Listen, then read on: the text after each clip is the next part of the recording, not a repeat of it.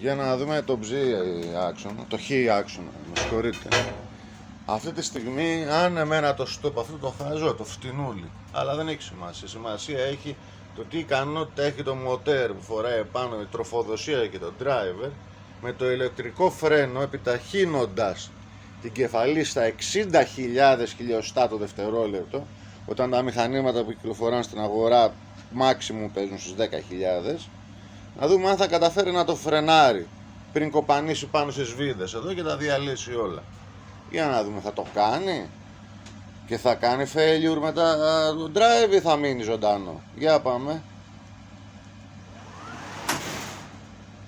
Λοιπόν, αυτό το grab που ακούσατε δεν ήταν τίποτα άλλο από το stop η μέτρηση. Το μοτέ το φρέναρε όπως βλέπετε μία χαρά. Για να δούμε το driver τώρα. Έχει ανάψει κόκκινο λαμπάκι, που σημαίνει δεν άντεξε και εντάξει απλά τα έδωσε όλα, ή μπορεί να συνεχίσει να λειτουργεί. Δεν βλέπω κόκκινο λαμπάκι. Για να δούμε, συνεχίζει. Είναι live το βίντεο, παιδιά, δεν κοροϊδευόμαστε εδώ.